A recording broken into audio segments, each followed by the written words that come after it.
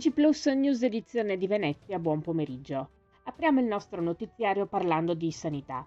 Il Consiglio Comunale di Jesolo ha approvato nel corso della seduta di ieri, martedì 27 maggio, la proposta per lo stanziamento di 80.000 euro da investire nel progetto Jesolo Città Cardioprotetta, iniziativa nata dalla collaborazione con l'ULSS 4 Veneto Orientale. Le risorse saranno utilizzate per il rinnovo delle apparecchiature esistenti con alcune implementazioni, la manutenzione ordinaria e straordinaria o la sostituzione nel caso ciò si rendesse necessario.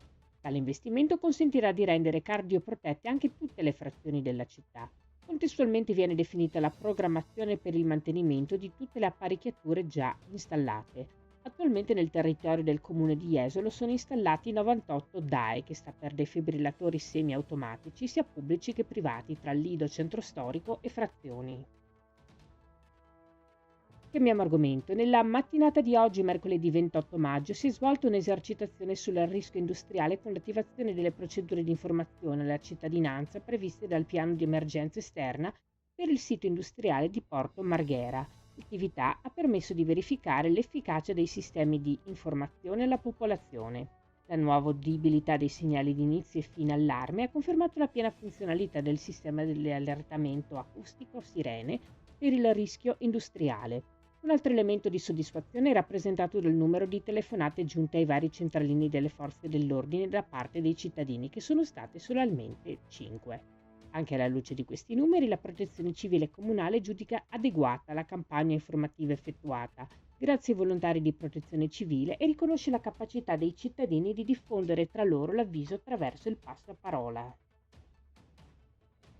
Il 2025 rappresenta una tappa storica per la comunità di Corbolone. Ricorrono infatti i 100 anni dalla realizzazione del monumento ai caduti, simbolo della memoria collettiva e omaggio a quanti persero la vita nei conflitti mondiali.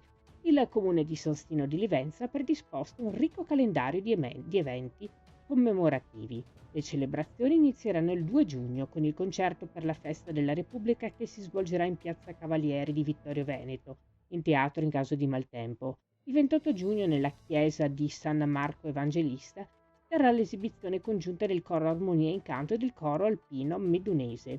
Seguirà il 5 ottobre la celebrazione della Santa Messa e la manifestazione civile. Il ciclo commemorativo si concluderà il 4 novembre con la cerimonia davanti al monumento in occasione del Giorno dell'Unità Nazionale e delle Forze Armate.